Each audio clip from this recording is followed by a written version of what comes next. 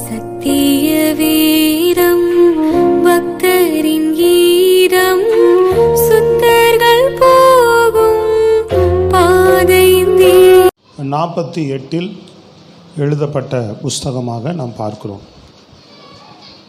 கலாத்தியர்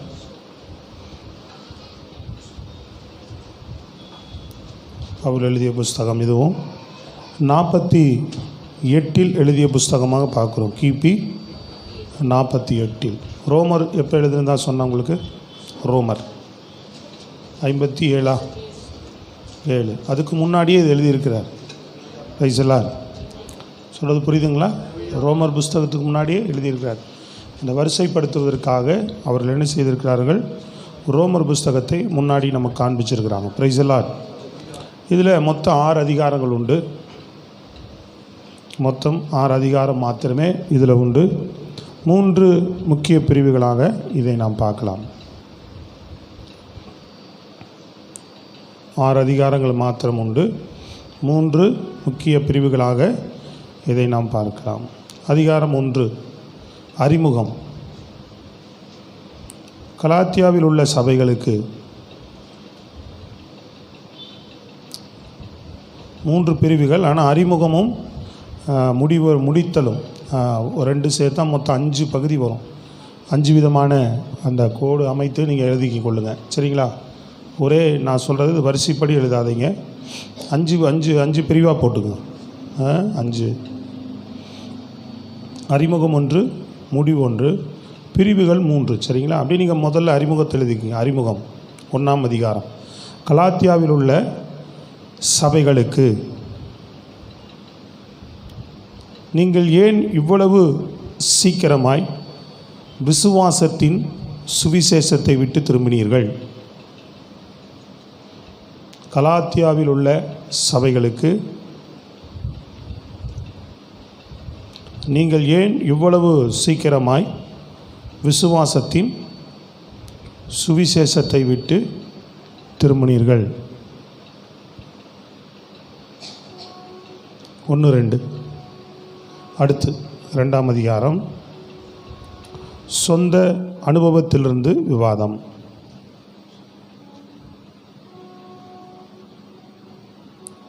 விசுவாசத்தின் மூலமாக தேவனுடைய வெளிப்படுத்துவதினால் சுவிசேஷம் பெற்றுக்கொள்ளப்பட்டது. விசுவாசத்தின் மூலமாக தேவனுடைய வெளிப்படுத்துதலினால் சுவிசேஷம் பெற்றுக்கொள்ளப்பட்டது. அப்படி எழுதிங்க. விசுவாசத்தின் மூலமாக தேவனுடைய வெளிப்படுத்துதலினால் சுவிசேஷம் பெற்றுக்கொள்ளப்பட்டது. எழுதியாச்சா? கிரியைகளினால் அல்ல,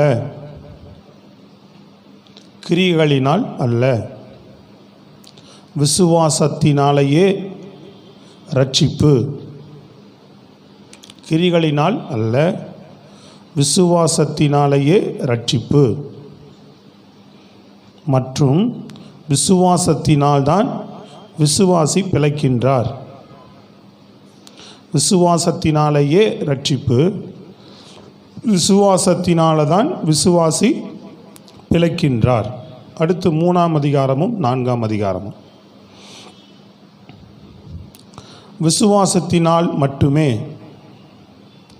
விசுவாசத்தினால் மட்டுமே பரிசுத்தப்படுதல். விசுவாசத்தினால் மட்டுமே பரிசுத்தப்படுதல்.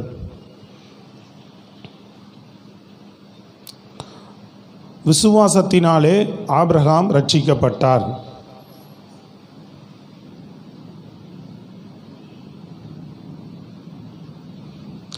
எழுதிட்டீங்களா? ரட்சிப்பை கொடுப்பதற்கென்று நியாயப்பிரமாணம் வடிவமைக்கப்படவில்லை. ரட்சிப்பை கொடுப்பதற்கென்று நியாயப்பிரமாணம் வடிவமைக்கப்படவில்லை. எழுதிட்டீங்களா? மேரி பக்கத்தில் பாரு, அந்த பாப்பா எப்படி எழுது. இங்கே பக்கத்தில்மா அங்கே அந்த இது அந்த பேஜில் அப்படி தானே எழுதணும். அப்படி எழுதினா தான் உனக்கு இது புரியும்.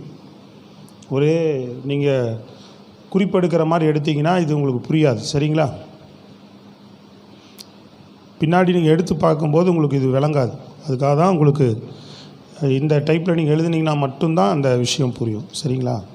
என்ன சொன்னேன்? ரட்சிப்பை கொடுப்பதற்கென்று நியாயப்பிரமாணம் வடிவமைக்கப்படவில்லை. நியாயப்பிரமாணமானது மனிதர்கள்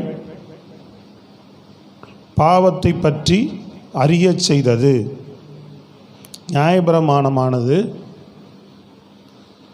பாவத்தை பற்றி அறிய செய்தது.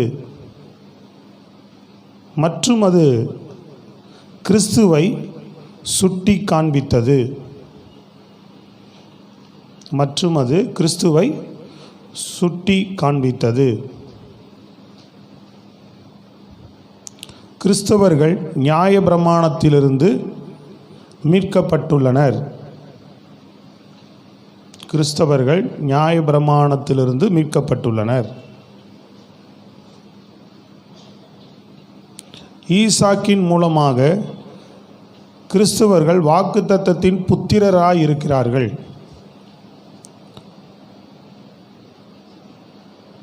ஈசாக்கின் மூலமாக கிறிஸ்தவர்கள் வாக்குத்தத்தத்தின் புத்திரராய் இருக்கிறார்கள்.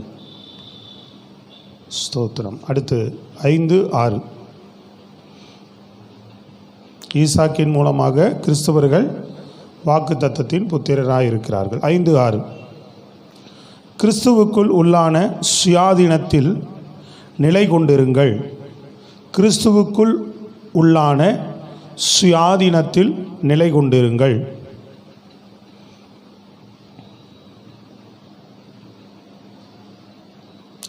மறுபடியும் பாவத்தின் அடிமைத்தனத்திற்கு உட்படாதிருங்கள். மறுபடியும் பாவத்தின் அடிமைத்தனத்திற்கு உட்படாதிருங்கள். கிறிஸ்துவுக்குள் இருக்கும் சுயாதீனத்தை கிறிஸ்துவுக்குள் இருக்கும்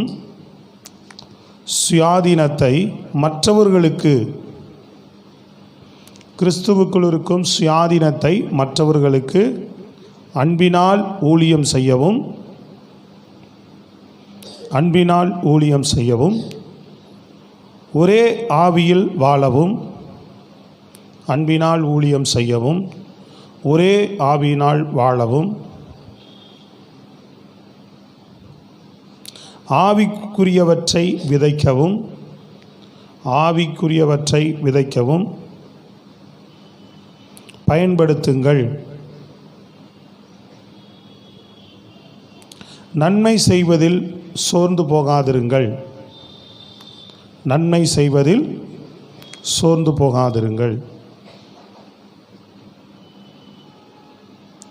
6ஆம் அதிகாரம் முடிவுரை, அறிமுகம், முடித்தல் அப்படின்னு போட்டு கடைசியாக முடித்தல்.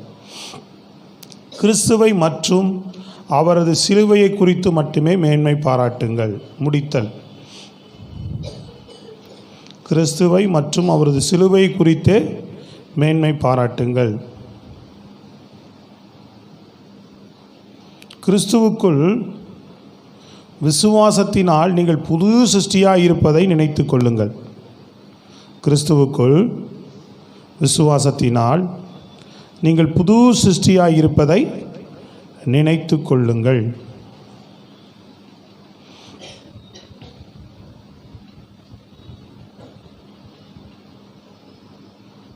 சரி, 6ஆம் அதிகாரத்தில் 6 அதிகாரத்தில் இருக்கிற சின்ன சின்ன வார்த்தைகளை மாத்திரம் சொல்லுகிறேன், எழுதி கொள்ளுங்கள். அது முடிந்தது. 6 அதிகாரங்கள். சரிங்களா? 1ஆம் அதிகாரத்தில் விசுவாசத்தின் சுவிசேஷத்தை விட்டு திரும்பாதீர்கள். விசுவாசத்தின் சுவிசேஷத்தை விட்டு திரும்பாதீர்கள். 1ஆம் அதிகாரம்.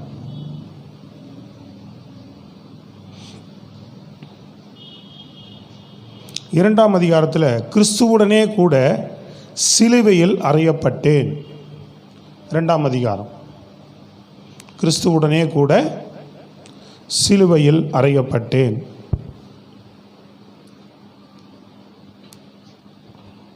3ஆம் அதிகாரம்.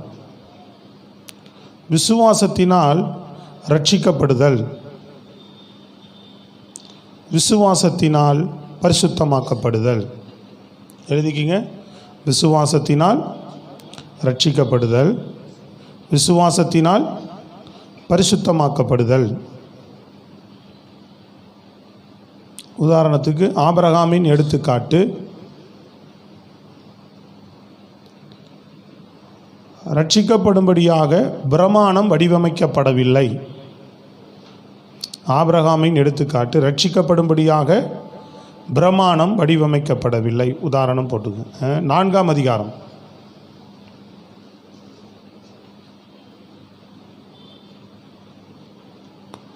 மனிதர்களை பாவத்தின் அடிமைத்தனத்திலிருந்து மீட்பதற்கான காலம். மனிதர்களை பாவத்தின் அடிமைத்தனத்திலிருந்து மீட்பதற்கான காலம்.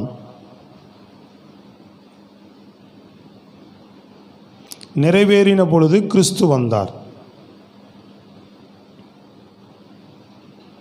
எழுதியாச்சா? மனிதர்களை பாவத்தின் அடிமைத்தனத்திலிருந்து மீட்பதற்கான காலம் நிறைவேறிய போது கிறிஸ்து வந்தார். 5ஆம் அதிகாரம். ஆவியானவருக்குள் விசுவாசத்தினால் வாழ சுயாதீனம். 5ஆம் அதிகாரம். ஆவியானவருக்குள் விசுவாசத்தினால் வாழ சுயாதீனம். 6ஆம் அதிகாரம். விதைத்தல் மற்றும் அறுத்தல் ஆகியவற்றின் கொள்கை. விதைத்தல் மற்றும் அறுத்தல் ஆகியவற்றின் கொள்கை.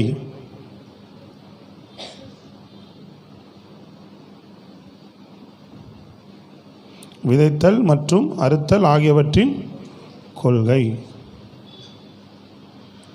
தனிச்சிறப்பான அம்சம். ஒரு விசுவாச வாழ்க்கையின் பரிசுத்தாவியின் கனி. இது தெரியல நமக்கு. எழுதி கொள்ளுங்க வேகமாக. விசுவாச வாழ்க்கையின் பரிசுத்தாவியின் கனி அப்படின்னு போட்டுங்க. நீங்கள் இப்படி வந்துருங்க பிரதர். நீ அப்படி போய் தம்பி, அப்படி வாங்க. வேகமா எழுதிக்கிறீங்களா? அன்பு, சந்தோஷம், அன்பு, சந்தோஷம், சமாதானம், பொறுமை, தயவு, நற்குணம், விசுவாசம், சாந்தம், இச்சையடக்கம். அன்பு, சந்தோஷம், சமாதானம், பொறுமை, தயவு, நற்குணம், விசுவாசம், சாந்தம், இச்சையடக்கம். இது விசுவாசியின் வாழ்க்கையில் பரிசுத்தாவியின் கனிகள். ஒவ்வொரு விசுவாசிகளுக்குள்ளும் இந்த கனிகள் காணப்படுகிறதாக இருக்க வேண்டும். அல்லேலூயா. ஆவியானவர் மூலமாக தேவன் இந்த கனியை நமக்கு கொடுக்கிறார். கலாத்தியர் புஸ்தகத்தில் இதை குறித்து நாம் தெளிவாக பார்க்கிறோம். Price the Lord. சத்தமாய் சொல்லுங்கள் பார்ப்போம். இன்னும் அநேக விஷயங்கள் உண்டு இதில். ஆனாலும் அது எல்லாருக்கும் சரியாக வராது. Price the Lord. அதனால் இது போதுமானது என்று நினைக்கிறேன். அதிகாரத்துக்குள்ளிருந்து சில விஷயங்களை மாத்திரம் பார்த்து நம்ம ஜெபிப்போம். சண்டே மாத்திரம் 6 மணிக்கு சொல்லியிருந்தோம், மறந்துட்டிங்களா? சண்டே ஞாயிற்றுக்கிழமை மாத்திரம் 6 மணிக்கு, அடுத்த வாரம் வரைக்கும் 6 மணிக்கு, சரிங்களா? டெய்லி மற்ற நாளெல்லாம் 6:30 மணிக்கு, ஞாயிற்றுக்கிழமை மாத்திரம் 6 மணிக்கு. இப்படி தள்ளி வாங்கம்மா பாப்பா, மெஸ் இப்படி தள்ளி வாங்க, இப்படி உள்ளே வாங்க, பின்னாடி கொஞ்சம் தள்ளி உட்காந்துக்கிறோங்க. உள்ளே வாங்க, நல்லா தள்ளி வாங்க. தள்ளி வானா வேகமாக தள்ளி வந்துடணுமா? ஸ்தோத்திரம். அல்லேலூயா. சரி, கலாத்தியர் புஸ்தகம் முதல் அதிகாரத்தை எடுத்துக்கொள்ளுங்க. கலாத்தியர் புஸ்தகத்திற்கு இவர் எழுதுவனுடைய நோக்கம் என்ன? முதல் அதை தெரிந்து கொண்டு நீங்கள் இதை கேட்பீர்கள் என்று சொன்னால் கொஞ்சம் புரியும். ஸ்தோத்திரம். அல்லேலூயா. கலாத்தியா நாட்டில் உள்ள திருச்சபைகளுக்கு பவுல் எழுதுகிறார். என்ன அடிப்படைக்காக இது எழுதுகிறார் என்று சொன்னால், ஒவ்வொரு இடங்களிலும் அவர் போய் ஊழியம் செய்து வந்தார். அப்போஸ்தலர் நடவடிக்கைகளில் இருக்கிற சம்பவங்களை கூட இதிலெல்லாம் அவர் சொல்லுகிறதை நாம் கவனிக்க முடியும். அப்போ இவர் கொரிந்து, அதாவது ரோமர் புஸ்தகத்திற்கு முன்னமே இது எழுதப்பட்டது. கொரிந்து புஸ்தகத்துக்கு முன்னமே எழுதப்பட்டது. ஆனால் எப்பவுமே நான் உங்களுக்கு சொல்லுவேன், அந்த வருஷ அட்டைவணைப்படி அதை நாம் படிக்கிறோம். அல்லேலூயா, சொல்லுங்களேன் சத்தமா. சரி, அப்போது இந்த புஸ்தகம் என்ன நோக்கத்துக்காக அந்த சபைக்கு எழுதுகிறார், அந்த சபையில் இருக்கிற விஷயங்களை கேள்விப்பட்டு சபைக்கு கிறிஸ்துவை நீங்கள் எப்படி பின்பற்றணும், எப்படி நடக்கணும், எதற்காக நம்ம ரட்சிக்கப்பட்டோம் அப்படின்ற விவரங்களை அங்கே சொல்லுகிறார். மிக முக்கியமாக பார்த்தீங்கன்னா, நூதனமான ஒரு சுவிசேஷம் அந்த கலாத்தியா சபைக்குள்ளே நுழைகிறது. என்னவென்று சொன்னால், சில யூதர்கள் உள்ள நுழைந்து என்ன செய்கிறாங்க, விருத்த சேதனம் செய்ய வேண்டும், நியாயப்பிரமாணத்தையும் நாம் கைக்கொள்ள வேண்டும் என்றாங்க. சொல்கிறது புரியுதுங்களா இல்லையா? என்ன செய்யணுன்றாங்க, அந்த நாட்களில் பெரிய இவர்களுக்கு கிறிஸ்துவை மற்ற எல்லா இடங்களிலுமே அறிவிப்பதற்கு இந்த நாட்களில் யூதர்கள் அநேக இடங்களில் சிதறி இருந்தார்கள். பல இடங்கள் என்ன செய்தாங்க, அது ரோமர் ஆட்சி காலமாக இருந்தது.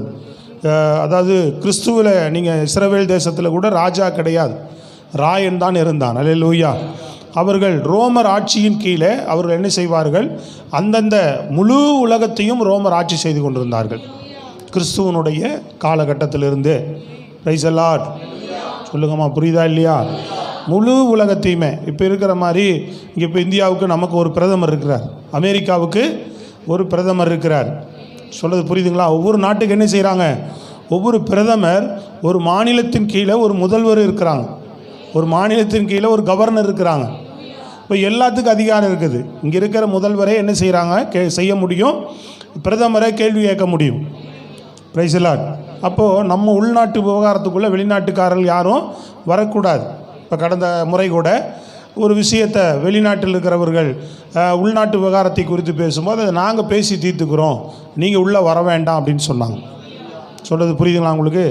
ஆனால் அந்த காலத்தில் அப்படி இல்லை. முழு உலகத்துக்குமே யார் தான் ஆட்சி செய்தாங்க, ஒரே அரசன் தான். சொல்லுங்கள் அல்லேலூயா. ரோமர் அவர்கள் தான் முழு உலகத்தையுமே ஆட்சி செய்தார்கள்.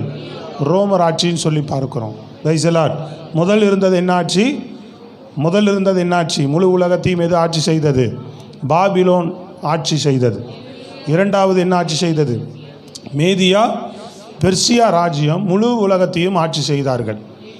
மூன்றாவதான ஆட்சி ரோமர் கையில் கிறிஸ்துவின் காலத்தில் இருந்தது. Price the Lord. இப்போ நான்காவது முழு உலகத்தையும் ஒரே நபர் ஆட்சி செய்யும்படியாக வரப்போகிறது. அந்த காலம் வந்தவுடனே உலகம் முடிந்துவிடும் என்று சொல்லப்பட்டிருக்கிறது. 3 நடக்கும்னு ஆண்டவர் சொல்லியிருந்தார், 3 நடந்துருச்சு. 4வது நடக்கும், அப்போ முடிவு காலம் வரும்னு சொல்லியிருக்கிறார். 4வது நடக்க போகிறது, உலகத்தின முடிவும் சமீபமாக இருக்கிறது.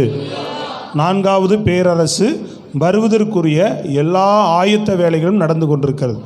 எப்போ வேணாலும் அந்த காரியங்கள் வரலாம். 4வது முழு உலகத்தையும் ஆட்சி செய்யக்கூடிய ஒரு அரசு, அந்த அரசு தான் அந்தி கிறிஸ்துவின் அரசாக வரப்போகிறது. அப்போது ஆண்டவர் இயேசு கிறிஸ்து வந்து அவனுடைய அரசை தள்ளிவிட்டு 1000 வருஷம் கிறிஸ்துவின் அரசாக, ராஜ்யமாக, தேவனுடைய அரசாக தேவன் இந்த பூமியில் கொண்டு வரப்போகிறார். இப்போது இயேசு கிறிஸ்துவின் காலத்தில் 1000 ஆண்டுகள் முழு உலகத்தையும் இயேசுவே தேவனே ஆளுகை செய்ய போகிறார். சத்தமாக நல்ல முழு பலத்தோடு சொல்லுங்கள் பார்ப்போம். இதுதான் மனிதகுலத்தினுடைய பாவத்தினாலே தவறி போனது. கிறிஸ்து இயேசுவின் மூலமாக தேவன் மனுகுலத்துக்கு திரும்பவும் அவருடைய ஆட்சியவே, அவருடைய அதிகாரத்தையே கொண்டு வருகிறார். சாத்தானை தள்ளி அவர் கொண்டு வருகிறார். நல்ல சத்தமாக சொல்லுங்கள் பார்ப்போம். Price the Lord. முழு பலத்தோடு அந்த 1000 வருஷ அரசாட்சியில் தான் சொல்கிறோம், சிங்கங்கள் ஒருமித்து படுத்து, சிங்கம் ஆடும் ஒருமித்து படுத்திருக்கும். ஒரு குழந்தை என்ன செய்யும், ஒரு பாம்பினுடைய புத்தியில் போய் விளையாடும், அது அவனை தீண்டாது, ஒரு பாவம் செய்யாது. சிங்கமும் என்ன செய்யாது, இந்த மாதிரி ஆட்டுக்குட்டி அடிக்காது. அல்லேலூயா. ரத்தம் சிந்துதல், பழி வாங்குதல், தீமையே இருக்காது. எங்கும் கர்த்தரை அறிகிற அறிவினாலே முழு உலகமும் நிரப்பப்பட்டிருக்கும் என்று வேதம் தெளிவாக சொல்லுகிறது. சீக்கிரமாக அதில் பிரவேசிக்க ஆசைப்படுவோம். சத்தமாக நல்லா. ஆமாம். அந்த ஆட்சியின் கீழ் இருக்கும்போது இவர் அதில் இருக்கிற ஒரு கலாத்தியா நாடு, அங்கே போய் என்ன செய்திருக்கிறார், சுவிசேஷத்தை அறிவித்து தேவனுடைய ராஜ்யத்தை கட்டி எழுப்பும்போது யூதர்கள் அந்த நாளில் எல்லா இடங்களிலும் இஸ்ரவேலர் சிதறி இருந்தாங்க. யூதர்கள் சிதறி அவர்கள் அங்கங்கே சபைகள் இவர்கள் போய் ஸ்தாபிக்கிற இடங்களில் அவர்களும் சில பேர் ரட்சிக்கப்பட்டிருந்தாங்க, சில பேர் ரட்சிக்கப்படாமல் இருந்தாங்க. ஆனால் இவர்கள் எதை மையப்படுத்துகிறாங்க, புறஜாதியார் இடத்துல போயிட்டு. இப்போ நாமெல்லாம் யாருங்க, புறஜாதியார். நம்ம இடத்துல வந்து எதை வலியுறுத்துகிறாங்க அப்படின்னா சபையில் பவுல் மூலமாய் கட்டமைக்கப்பட்டது. ரைசலார். அதனால தான் பவுல் சொல்லும்போது சொல்லுகிறார், புறஜாதிகளுக்கு இந்த ஊழியம் எனக்கு கையளிக்கப்பட்டது, யூதர்களுக்கு ஊழியம் செய்யும்படி பேதுருவுக்கு கையளிக்கப்பட்டது அப்படிம்பார்.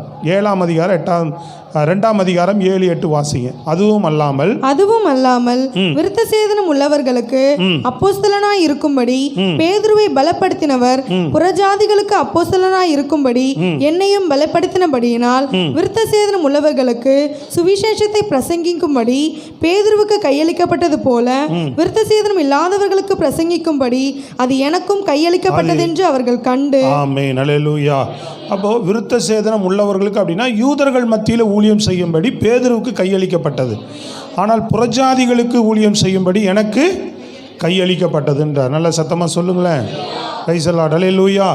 ஆமாம், அப்படிப்பட்ட ஒரு ஊழியத்தை தேவன் எனக்கு கொடுத்தார். ஆனால் இவர்கள் என்ன செய்கிறாங்க அப்படின்னு சொன்னால், யூதர்கள் உள்ள நுழைந்து விருத்த சேதனம் பண்ண வேண்டும், நியாயப்பிரமாணத்தை கை கொள்ள வேண்டும் என்று வலியுறுத்துகிறாங்க. இதை வந்து பொதுவாக ஒரு விளக்கமாக ரோமர் புஸ்தகத்தில் அவர் கொடுக்கிறார். நியாயப்பிரமாணத்தை நம்ம ஏன் கை கொள்ள தேவையில்லை அப்படின்னு சொல்லி. ஆனால் இந்த கலாத்தியர் புஸ்தகத்தில் நியாயப்பிரமாணத்தையே கை கொள்ளும் அளவுக்கு விருத்த சேதனத்துக்குள்ளே போகிறாங்க அவங்க. சொல்கிறது புரியுதுங்களா உங்களுக்கு? அதனால தான் முதல் அதிகாரத்திலேயே அவர் துவங்குறார் பாருங்க. முதல் அதிகாரத்திலேயே மனுஷராலும் 6ஆம் வசனத்திலிருந்து, உங்களை கிறிஸ்துவின் கிருபையினாலே அழைத்தவரை நீங்கள் இவ்வளவு சீக்கிரமாய் விட்டு வேறொரு சுவிசேஷத்திற்கு திரும்புகிறதை பற்றி நான் ஆச்சரியப்படுகிறேன். நல்லா கவனிங்க. உங்களை கிறிஸ்துவின் கிருபையினாலே அழைத்தவரை நீங்கள் இவ்வளவு சீக்கிரமாய் விட்டு வேறொரு சுவிசேஷத்துக்கு திரும்புவதை பற்றி நான் என்ன செய்கிறேன்? ஆச்சரியப்படுகிறேன். திரும்புகிறாங்க, வேறொரு சுவிசேஷத்துக்கு திரும்பிட்டாங்களாம். எனக்கு ஆச்சரியமாக இருக்குதுப்பா அப்படின்றார். தொடர்ந்து சொல்றார், வேறொரு சுவிசேஷம் இல்லையே. சிலர் உங்களை கலகப்படுத்தி கிறிஸ்துவினுடைய சுவிசேஷத்தை புரட்ட மனதாய் இருக்கிறார்களே அல்லாமல் வேறல்ல. நாங்கள் உங்களுக்கு பிரசங்கித்த சுவிசேஷத்தை அல்லாமல் நாங்களாவது வானத்திலிருந்து வருகிற ஒரு தூதனாவது வேறொரு சுவிசேஷத்தை உங்களுக்கு பிரசங்கித்தால் அவன் சபிக்கப்பட்டவனாய் இருக்க. அல்லேலூயா.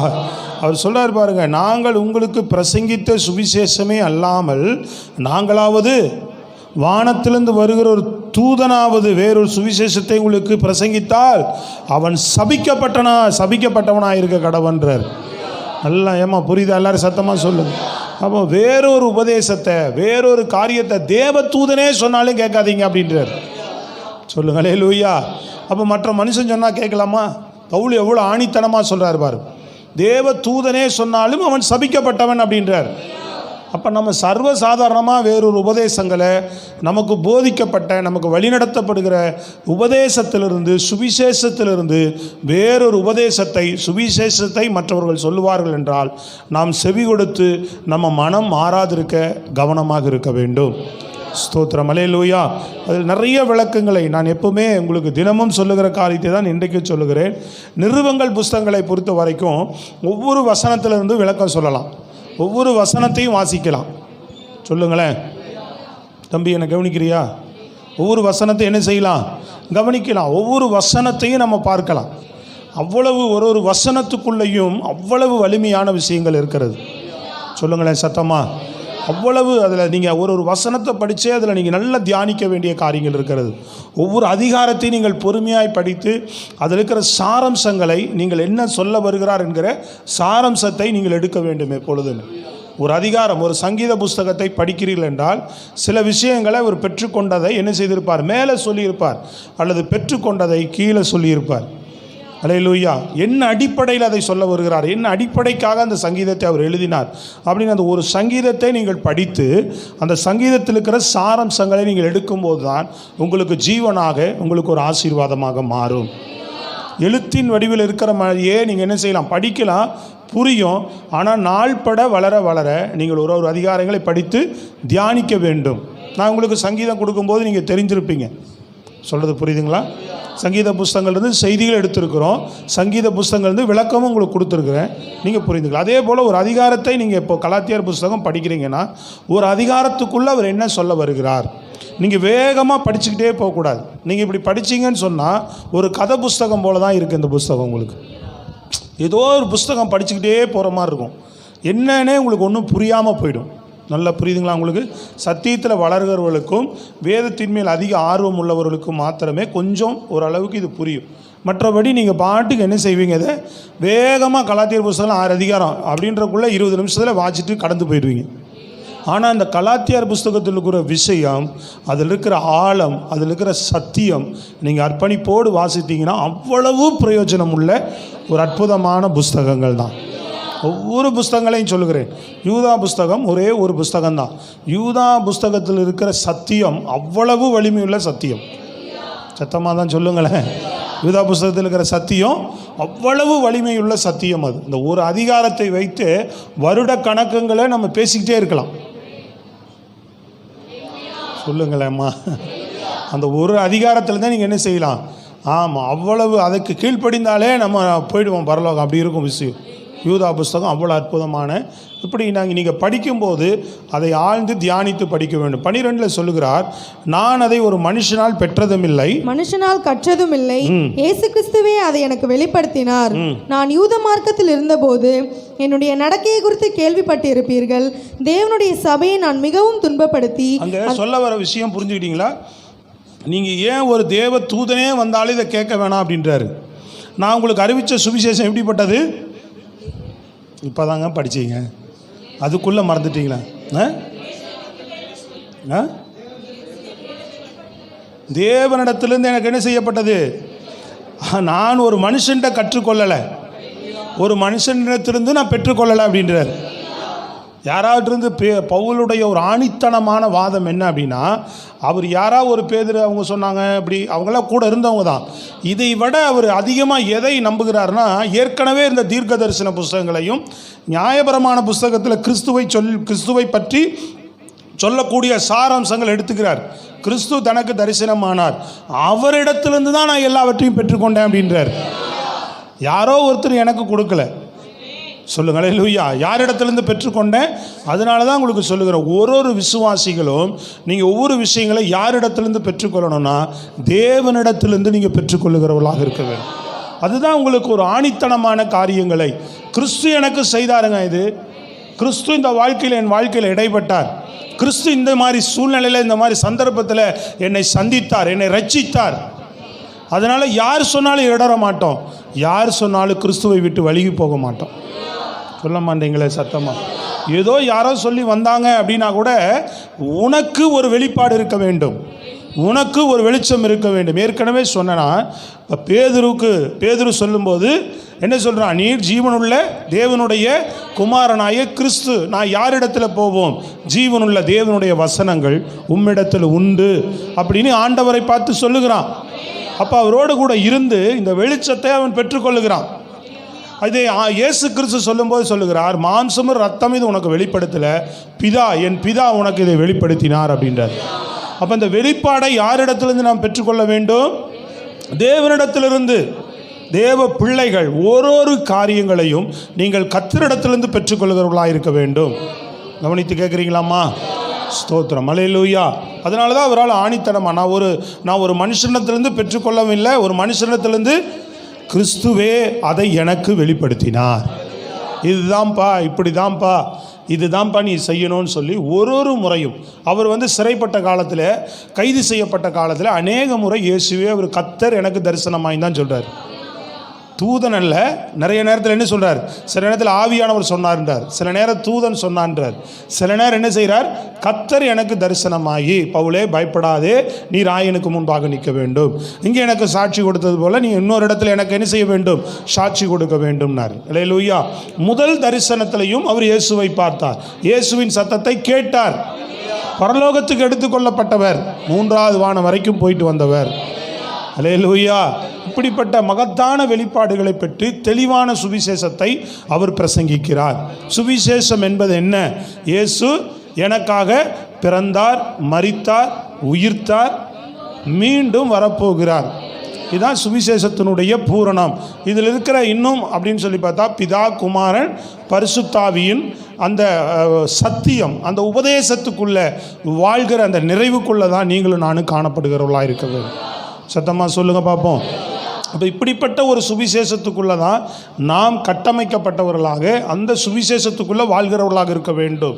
இந்த அறிவு, இந்த வெளிச்சம் நமக்குள்ளே கிடைக்கும்போது யாரும் நமக்கு சொல்ல தேவையில்லை, நாமே ஆண்டவருக்காக எழும்பி வாழ ஆரம்பிச்சிடும். பிரைஸ் தி லார்ட், அல்லேலூயா. இப்போ இந்த ரட்சிப்பை குறித்து, சுவிசேஷத்தை குறித்து, நாம் ஆண்டவரை பின்பற்றுகிறதை குறித்து எந்த அறிவுமே இல்லாமல் காணப்படக்கூடாது. கரங்களை உயர்த்தி அல்லேலூயா. நீங்கள் அறிய அறிய என்ன ஆகும், உங்கள் உள்ளான வாழ்க்கையில் பலன் எந்த சூழ்நிலையிலும், ஏம்மா நான் சொல்கிறத கவனிக்கணும், அப்புறம் தான் எழுதணும். நீங்கள் பாட்டுக்கு எழுதி பேசும்போது கவனிங்க நான் என்ன சொல்ல வரேன். Price the Lord. அப்போது நீங்கள் ஒரு விஷயங்களை என்ன செய்ய வேண்டும், இப்படி நீங்கள் அறிந்து கொள்ளுகிறவர்களாக இருக்க வேண்டும். அங்கே அடுத்து சொல்கிறார், நான் யூத மார்க்கத்தில் இருந்தபோது என்னுடைய நடக்கையை குறித்து கேள்விப்பட்டு இருப்பீர்கள்.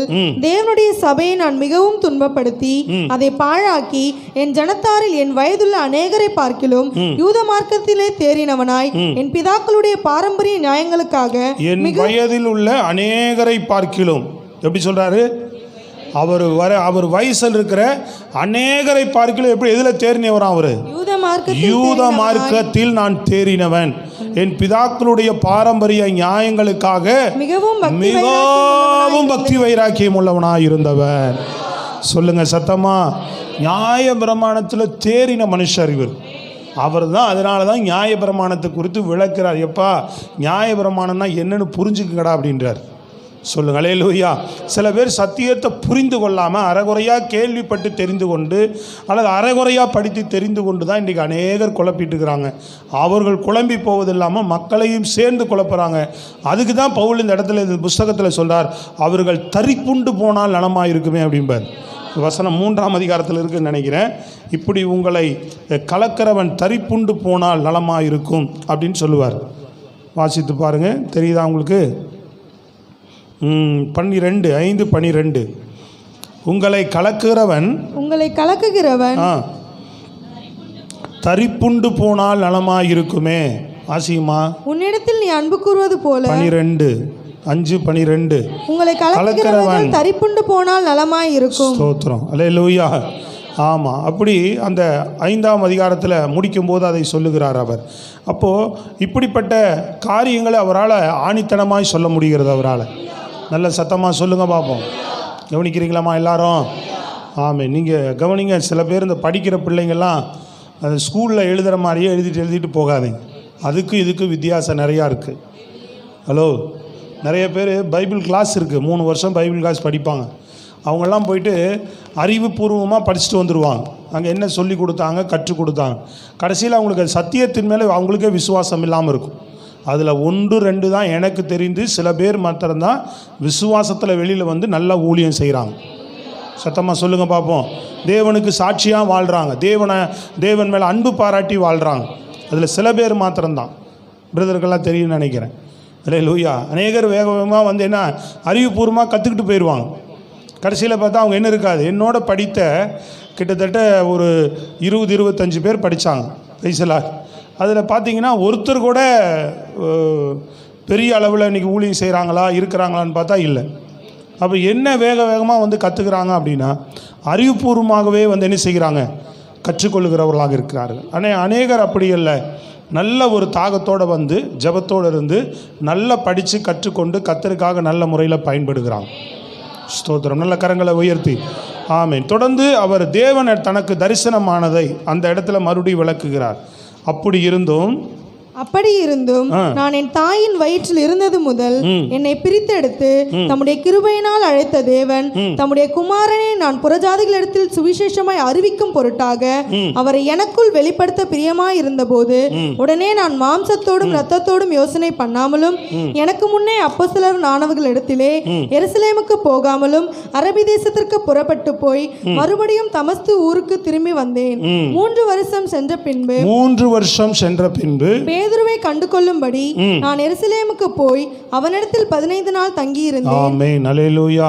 இங்க எப்படி அவர் ரட்சிக்கப்பட்டு தாயின் ஆனாலும் அப்படிலாம் இருந்தேன், அப்படி இருந்தும் நான் தாயின் வயிற்றில் இருந்தது முதல் என்னை என்ன செய்தார், அவர் பிரித்தெடுத்து தம்முடைய கிருபையின் ஊழியத்திற்காக அழைத்த தேவன். ஸ்தோத்திரம். அல்லேலூயா. அப்போது நியாயபிரமாண காலத்துக்குள்ளே இருந்தவரே கிறிஸ்துவுக்குள்ளே தன்னை தெரிந்து கொண்டதை இவ்வளவு உற்சாகமாக வெளிப்படுத்துவார்னா, புறஜாதிக்குள்ளே இருந்த நாம தாயின் கருவில் தேவன் நம்மை தெரிந்து கொண்டார் சொல்லி எவ்வளவு ஆழமாக நீங்களும் நானும் சொல்லணும். அல்லேலூயா. நியாயபிரமாண காலத்துக்குள்ளே இருந்தவர் இவ்வளவு அழகாக சொல்கிறார் பாருங்கள். நியாயபிரமாண காலத்தில் இருந்த அவர் அந்த பின்பற்றி நடந்தவர், அதில் வைராக்கியமாக இருந்தவர். ஆனாலும் தேவன் என் மேலே தாயின் வயிற்றிலேயே என்னை தெரிந்து கொண்டு இந்த கிருபையின் சுவிசேஷத்தை நான் அறிந்து கொள்ளவும் புறஜாதிகளுக்கு இதை அறிவிக்கவும் என்னை தெரிந்து கொண்டதை அவர் பாக்கியமாக நினைக்கிறார். ஏன்னா அநேகருக்கு யூதர்களுக்கு அந்த பாக்கியம் இல்லை. இது எப்போ கிடைக்கிது அவர்களுக்கு அப்படின்னா, கடைசி காலத்தில் தான் கிடைக்கிது அவர்களுக்கு. ஆனால் எனக்கு தொடக்கத்திலேயே கிடைச்சிதேன்னு அவர் மேன்மை பாராட்டி சந்தோஷப்படுறார். அது புறஜாதி விக்கிரகத்துக்குள்ளே இருந்தவங்க, பாரம்பரியத்துக்குள்ள உலகத்தில் தவறான பழக்கத்தில் இருந்தவங்க. பவுல் அப்படிலாம் கிடையாது, பாவ பழக்க வழக்கமெல்லாம் அவர்கிட்ட கிடையாது. ஆனால் பாவத்தில் கற்பந்தரித்திருக்கிறோன்ற உணர்வு அவருக்கு உண்டு. பாவம் செய்கிறது ஒரு விதம், ஆனால் எல்லார் மனுஷனும் பாவத்தில் கற்பந்தரிக்கப்பட்டோம். பாவம் ஒரு மனுஷன் மேலே இருக்குது. அல்லேலூயா. மீறுதல் வந்ததினால ஒரு மனுஷனுக்குள்ள என்ன இருக்குது? பாவம், தண்டனை ஒரு மனுஷன் மேலே இருக்குது. அந்த தண்டனை இயேசு கிறிஸ்துவை விசுவாசிக்கும் போது தான் அது அவனை விட்டு நீங்கி போகிறது. எப்படி நீங்கி போகுது? அவன் மேலே கிருபை வந்துடுது. தேவனே வரார் அவன் வாழ்க்கையில். அதனால் அவருடைய சாயலை கொடுத்து அவருடைய பிள்ளையாக உருவாக்கி அவர் தன்னிடத்தில் வைத்துக்கொள்ள விரும்புகிறார். அல்லேலூயா. சரி, அப்போது நீங்களும் நானும் எவ்வளவு சொல்லணுங்க? தாயின் கருவில் என்னை தெரிந்து கொண்டார். இந்த தேவன், இந்த மகிமையுள்ள தேவனை நான் ஆராதிப்பதற்கு, இவரை தொழுது கொள்ளுவதற்கு எத்தனை பேர் அதை உண்மையாக உணர்ந்து கர்த்தரை மகிமைப்படுத்துகிறீங்க? Price the lord. அல்லேலூயா. இந்த நல்ல உணர்வு பிரியமானவர்கள் நமக்கு இருக்க வேண்டும். நீங்கள் இதெல்லாம் அப்போஸ்தலர் நடவடிக்கைகளை நம்ம பார்த்துருப்போம் இல்லைங்களா? நான் என்ன செய்தேன்? அரபு தேசத்துக்கு எங்கே போகல, நான் எருசலேமுக்கு போகாமல் நான் அரபு தேசத்திற்கு மற்றும் தமஸ்கு ஊருக்கு போய் என்ன செய்தேன்? 3 வருஷத்துக்கு அப்புறம் தான் பேதுருவை கண்டுகொள்ளும்படி எருசலேமுக்கே வரார். எத்தனை வருஷத்துக்கு அப்புறம்? 3 வருஷம் கழித்து தான் வந்து அப்போஸ்தலர்களே சந்திக்கிறார் பாருங்கள். அது வரைக்கும் அவர் கிறிஸ்துவின் சுவிசேஷத்தை அப்படியே அறிவிச்சிட்டு ஒரு சபையின் கீழே அடங்கியிருந்தார். பின்பு என்ன செய்கிறார்? பின்பு நான் சில வருடங்களுக்கு அப்புறம் 10-16 வருடங்கள் கழித்து தான் நான் மறுபடியும் வந்து அவர்களை சந்தித்தேன் அப்படிம்பார். Praise the lord. அல்லேலூயா. சொல்லுங்களேன் சத்தம்மா. அப்போது இந்த விவரங்களை சொல்கிறார். நான் இயேசுவினாலே இந்த சுவிசேஷ ஊழியத்தை பெற்றுக்கொண்டேன். நீங்கள் ஏன் வேறொரு சுவிசேஷத்துக்கு திரும்புகிறீங்க? நான் எப்படி ஊழியத்தை துவங்கினேன், எப்படி அப்போஸ்தலர் இடத்துல போய் நான் பேசினேன் அப்படின்ற விவரத்தை 12 சொல்கிறார். 14 வருஷம் சென்ற பின்பு நான் தீத்துவை கூட்டிக் கொண்டு பர்னபாவோடு கூட மறுபடியும் எருசலேமுக்கு போனேன். எத்தனை வருஷம் கழித்து போயிருக்கிறார்? மீண்டும் 14 ஆண்டுகள் கழித்து மீண்டும் போயிருக்கிறார். கிட்டத்தட்ட 13 ஆண்டுகள் ஒரு சபையின் கீழ் இருந்தார்னு சொல்லப்படுகிறது. அதுக்கப்புறம் தான் பரிசுத்த ஆவியானவர் பிரித்து விட்டு அவர்கள் சுவிசேஷ ஊழியத்தை செய்து 1 வருஷம் கழித்து அவர்கள் எருசலேமுக்கு போகிறாங்க. சொல்லுங்களேன். அங்கே தான் பவுல் பர்னபா விட்டுட்டு சீலாவை அழைச்சிட்டு போகிறார். நான் உங்களுக்கு அப்போஸ்தலர் நடவடிக்கைகள் எடுக்கும்போது சொன்னனே அந்த சம்பவம் இங்கே விவரிக்கிறார் அவர். நாங்கள் அப்போ போய் கூடி பேசினோம், புறஜாதிகள் மத்தியில் தேவன் சுவிசேஷ ஊழியத்தை எவ்வண்ணமாய் அவர் செய்கிறார் என்று. அப்படி அவர்கள் வந்து பேதுருவை, நாம் முன்னாடி வாசிச்சோம் இல்லைங்களா, பேதுருவுக்கு யூதர்கள் மத்தியில் ஊழியம் செய்யும்படி கையளிக்கப்பட்டது போல எனக்கு புறஜாதிகள் மத்தியில் ஊழியம் செய்யும்படி தேவன் எனக்கு கையளித்தார் அப்படின்ற விவரத்தை இங்கே 8ஆம் அதிகாரத்தில் சொல்லி என்ன செய்யலாம், என்ன பண்ணலான்னு நாங்கள் அங்கே கூடி பேசி இதை முடிவெடுத்தோம் என்று சொல்லுகிறார். Praise the lord. அல்லேலூயா. அதனால் நீங்கள் என்ன செய்ய வேண்டாம்? நியாயப்பிரமாணத்துக்குள்ளே திரும்பவும் நீங்கள் போக வேண்டாம் அப்படின்றார். இங்கே ஒரு விஷயத்தை சொல்லும்போது 11ஆவது வசனத்தில் சொல்லுகிறார், மேலும் பேதுரு அந்தியோகியாவுக்கு வந்தபோது அவன் மேல் குற்றம் சுமந்ததினால் நான் முகமுகமாய் அவனோட எதிர்த்தேன். எப்படி எனில் யாக்கோபின் இடத்திலிருந்து சிலர் வருகிறதற்கு முன்னே அவன் புறஜாதியாரோட சாப்பிட்டான். அவர்கள் வந்தபோதோ விருத்தசேதனம் உழவுகளுக்கு பயந்து விலகி பிரிந்தான். மற்ற யூதரும் அவனுடனே கூட மாயம் பண்ணினார்கள். அவர்களுடைய மாயத்தினாலே பர்னபாவும் இழுப்புண்டான். இப்படி அவர்கள் சுவிசேஷத்தின் சத்தியத்திற்கு ஏற்றபடி சரியாய் நடவாததை நான் கண்டபோது எல்லாருக்கும் முன்பாக நான் பேதுருவை நோக்கி சொன்னது என்னவென்றால், யூதனாய் இருக்கிற நீர் யூத முறைமையாய் என்ன செய்யல நடவாமல் புறஜாதியர் முறைமையாக நடந்து கொண்டிருக்க புறஜாதியாரின் முறைமையாக நடக்கும்படி நீர் எப்படி என்ன புறஜாதியார் என்ன செய்யலாம், யூதர் முறைமையாக நடக்கும்படி நீர் எப்படி கட்டாயம் பண்ணலான்னு கேட்கிறார். பேதுருவையே எதிர்த்து கேள்வி கேட்டார் அவர். ஸ்தோத்திரம். அப்போ வந்து ஒரு பெரிய போராட்டமாக இருந்தது. ஒரு யூதர்கள் பாரம்பரியத்தை சில பழக்க வழக்கங்கள் எல்லாம் அவர்கள் கை கொண்டு வந்தாங்க. ஸ்தோத்திரம், அல்லேலூயா. ஆனால் இவர் என்ன செய்கிறார்? புறஜாதிகள் வீட்டில் போய் அவர்கள் விருந்துக்கு அழைத்தாங்க, ஆண்டவர் ஏற்றுக்கிட்டார். அவர் புறஜாதிகள் மத்தியிலும் ஆண்டவர் சுவிசேஷத்தை அறிவிக்க விரும்புகிறார், கிறிஸ்துவுக்குள்ள எல்லாரையும் நேசிக்கிறார்னு பேதுருவுக்கு தெரியுது. சத்தமாக சொல்லுங்கள். அது கொர்நேலியு வீட்டு சுவிசேஷத்தை போய் அறிவிக்க நாளிலிருந்து அவர் தெரிஞ்சுக்கிட்டார் அதை. அதனால் புறஜாதிகளை அழைக்கும் போது அங்கேயும் போகிறார், அவர்களுக்கும் சுவிசேஷத்தை அறிவிக்கிறார், சுவிசேஷத்தை சொல்லுகிறார். சொல்லுங்களேன், நல்லா தான். ஆனால் இயேசு கிறிஸ்து இருக்கிற வரைக்கும் சொல்லலை. அவர் இயேசு கிறிஸ்து வரைக்கும் இஸ்ரவேலருக்காக தான் நான் அனுப்பப்பட்டு வந்தேன் அப்படின்றார். அது அவர் மரித்து உயிர்த்தெழுந்த பின்பு தான் இதை என்ன செய்கிறார்? புறஜாதிகளுக்கும் சுவிசேஷத்தை அறிவிக்கும்படி பரிசுத்தாவின் வல்லமை ஊற்றப்பட்ட பின்பு இப்படி அப்போஸ்தலர்கள் மூலமாக தான் மற்றவர்களுக்கு இந்த ஊழியத்தை ஆரம்பிக்க தொடங்குகிறார். அதில் சில பேருக்கு மட்டும்தான் புறஜாதியார்களுக்கு ஆண்டவர் சுவிசேஷம் சொன்னதாக இருக்கும். அதில் ஒரு சகோதரி வற்புறுத்தி கேட்குறா, பார்த்தீங்களா, நாய்கள் பிள்ளைகள் சாப்பிட்டது கீழே விழுகிறது நாய்கள் தின்னுமே அப்படின்னு. இப்போ விசுவாசம் பெரியது அப்படின்னு சொல்லி அவள் வாங்க புறஜாதி இயேசு இருக்கும்போதே அவள் தேவனிடத்துலேருந்து ஒரு ஆசீர்வாதத்தை பெற்றுக்கொள்கிறாவும். சத்தமாக அல்லேலூயா. அப்போது நீங்கள் இந்த விவரங்களை எல்லாம் என்ன செய்கிறார்? இங்கே அந்த இவர்கள் போய் புறஜாதிகள் அழைச்சிருக்கிறாங்க, அங்கே போய் ஊழியம் பண்ணியிருக்கலாம், ஒரு வீட்டு கூட்டம் இவர் நடத்தியிருக்கலாம், பிறகு சாப்பாடு பரிமாறப்படுகிறது, எல்லோரும் சாப்பிட்டுட்ருக்குறாங்க. அப்போ என்ன நடக்குதுன்னா, என்ன செய்கிறாங்க? ஒரு கூட்டம் வருது. அப்போ அவர்களுக்கு பயந்து, யூதர்களுக்கு பயந்து என்ன செய்கிறார் பேதுரு? புறஜாதிகள் மத்தியில் சாப்பிட்றத விட்டுட்டு எழுந்து அப்படியே ஓரமாக போய்கிட்டாங்க, தெரியாத மாதிரி போய்க்கிறாங்க. புறஜாதிகள் மத்தியில் சாப்பிட்டேன், இங்கே ரொம்ப முக்கியத்துவம் கொடுத்து அவங்களுக்குன்னு கண்டுகொள்ளாத மாதிரி விலகி போகிறாங்க பக்கமாக. இது பவுல் உட்காந்து கவனிக்கிறார் இதெல்லாம். சொல்லுங்கள் அல்லேலூயா. என்ன யூதர்கள் வந்தோடனே பேதுரு எழுந்து பம்புறாரு அப்படின்னு சொல்லிட்டு என்ன பண்ணுறாரு? போயிரு முகமாக சத்தியத்தில் வந்து அவ்வளோ வைராக்கியமான அளவர். சொல்லுங்கள் அல்லேலூயா. நேரடியாக போய் பேதுருட்டையே முகமாக கேட்குறார். ஸ்தோத்திரம், அல்லேலூயா. ஏன்பா நீ வந்து புறஜாதியர் முறைப்படியாக நீ செய்துட்டு, ஆனால் புறஜாதியரில் போயிட்டு சில நேரம் என்ன செய்கிற? யூதர்கள் முறைப்படியாக நட அப்படின்னு நீ எப்படி கட்டாயம் பண்ணலாம்? அப்படி நான் பேதுருவையே கேட்டேன் அப்படின்றார். சத்தமாக சொல்லுங்கள் அல்லேலூயா. அதை நாம் செய்யக்கூடாது. கொஞ்சம் அவர்களுக்கு அந்த நாளில் மனிதர்களை திருப்திப்படுத்துவதற்காக சில வேலைகளை செய்தாங்க. ஆனால் அவர் பவுல் அடித்து சொல்கிறாரு, நான் மனிதர்களை திருப்திப்படுத்த வரல, நான் தேவனை திருப்திப்படுத்தி தேவன் சொன்ன ஊழியத்தை நிறைவேற்ற மட்டும்தான் நான் வந்திருக்கிறேன். நான் யாரை திருப்திப்படுத்துறதுக்கு என்னால் முடியாதுன்னு அதை செய்யவும் மாட்டேன் அப்படின்றார். பிரைஸ் தி லார்ட், அல்லேலூயா. அந்த விவரங்களை எல்லாம் இங்கே அவர் சொல்லுவார். இதில் அருமையான ஒரு வசனத்தை சொல்லுகிறார். 20 சொல்றார் பாருங்க. கிறிஸ்துவுடனே கூட சிலுவையில் அறையப்பட்டேன். எதற்கு அறையப்பட்டேன் அப்படின்றார்னா, தேவனுக்கென்று பிழைக்கும்படி. நியாயப்பிரமாணத்திற்கு மரித்தேனே, கிறிஸ்துவுடனே கூட சிலுவையில் அறையப்பட்டேன், ஆயினும் பிழைத்திருக்கிறேன். இனி நான் அல்ல, கிறிஸ்துவே எனக்குள் பிழைத்திருக்கிறார். நான் இப்பொழுது மாம்சத்தில் பிழைத்திருக்கிறதோ, என்னில் அன்பு கூர்ந்து எனக்காக தம்மைத்தாமே ஒப்பு கொடுத்த தேவனுடைய குமாரனை பற்றும் விசுவாசத்தினாலே பிழைத்திருக்கிறேன். பிரைஸ் தி லார்ட், அல்லேலூயா. ஒவ்வொரு விசுவாசிகளும் இந்த காரியத்தை சொல்ல வேண்டும்.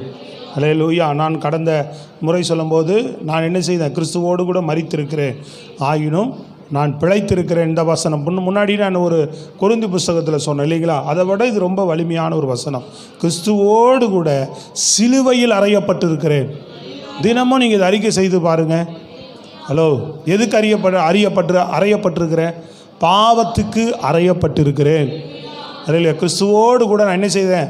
பாவத்துக்கு சிலுவையில் அறையப்பட்டு, மாம்சீக வாழ்க்கைக்கு அறையப்பட்டு, அவரோடு கூட மரித்து, அவரோடு கூட அடக்கமும் பண்ணப்பட்டிருக்கிறேன். ஆயினும் பிழைத்திருக்கிறேன். என்ன சொல்லணும்? ஆயினும் பிழைத்திருக்கிறேன். நான் அல்ல, கிறிஸ்துவே என்னில் பிழைத்திருக்கிறார். தேவனுக்கென்று பிழைத்திருக்கிறேன், நீதிக்கென்று பிழைத்திருக்கிறேன். பழைவுகளெல்லாம் என்னில் ஒளிந்து போயின, என்னில் எல்லாம் புதிதாயின. இதை தினமும் ஒரு அறிக்கை செஞ்சுக்கிட்டே இருங்க. இது பெரிய வெற்றி வாழ்க்கையை உங்கள் வாழ்க்கையில் கொண்டு வரும். எதையோ அறிக்கை செய்கிறவங்க இந்த மாதிரி வசனங்களை அதிகமாக அறிக்கை இடுங்க வாயில். தினமும் ஜெபத்தில் சொல்லுங்கள், கிறிஸ்துவோடு கூட சிலுவையில் அறையுண்டேன், ஆனாலும் கிறிஸ்துவோடு கூட சிலுவையில் அறையுண்டு மரித்து அடக்கம் பண்ணப்பட்டேன். உண்மையான சத்தியம் தானே? ஆயினும் நான் அல்ல, யாரு? கிறிஸ்துவே என்னில் பிழைத்திருக்கிறார். அல்லேலூயா, ஆமென். இனி பழைவுகளெல்லாம் என்னில் எல்லாம் புதிதாயின. கிறிஸ்துவின் சிந்தை என்னில் வந்தது. கிறிஸ்துவின் சாயல் என்னில் வந்தது, கிறிஸ்துவின் சுபாவம் என்னில் வந்தது, கிறிஸ்துவின் குணம் எனக்குள் வந்திருக்கிறது அப்படின்னு சொல்லி தினமும் உங்கள் வாழ்க்கை அர்ப்பணிங்க. நல்லா ஆராதித்து துதித்து ஸ்தோத்திரம் பண்ணி ஜெபத்தில் இந்த வார்த்தையை சொல்லி தேவனுக்கு அர்ப்பணித்து அப்புறம் ஜெபத்துக்குள்ளே போங்க. முதல்ல கர்த்தரை ஆராதித்து நீங்கள் உங்களை ஜீவ பலியாக தேவனுக்கு ஒப்பு கொடுக்கணும். நீங்கள் ஒவ்வொரு நாளும் ஜெபத்தில் என்ன இருக்கணும்? கர்த்தரை நல்லா உயர்த்தி மகிமையின் பிரசன்னத்தை நீங்கள் உணர்ந்து என்ன செய்ய வேண்டும்? இப்படிப்பட்ட வார்த்தைகளெல்லாம் அறிக்கையிட்டு உங்களை ஜீவ பலியாக முதல்ல கொடுக்கணும். ஸ்தோத்திரம். சொல்கிறது புரியுதா? அதுக்கப்புறம் என்ன செய்யணும்? நீங்கள் தேவனுடைய சமூகத்தில் ஜெபிக்கிறவர்களாக விண்ணப்பம் பண்ணுகிறவர்களாக இருக்க வேண்டும். சத்தமாக சொல்லுங்கள் பார்ப்போம். அல்லேலூயா. அந்த விவரங்களைத்தான் இங்கே சொல்லுகிறார். முதல் அதிகாரத்தில் நம்ம கவனிச்சோம் இல்லைங்களா? என்ன சொல்ல வரார் அவர்? ஏன் வேறொரு சுவிசேஷத்துக்கு போனீங்க? நான் இயேசுவின் மூலமாய் அதை பெற்றுக்கொண்டேன். பிறகு நான் இது அப்போஸ்தலரை போய் சந்தித்து இதனுடைய விவரங்களெல்லாம் நான் சொல்லியிருக்கிறேன். மீண்டும் 14 வருஷத்துக்கு பின்பு நான் அப்போஸ்தலர்களை சந்தித்தேன். புறஜாதிகள் மத்தியில் தேவன் எப்படிலாம் ஊழியம் செய்கிறார், கிரியை செய்கிறார் என்பதை குறித்து நாங்கள் அங்கே கலந்து பேசினோம்.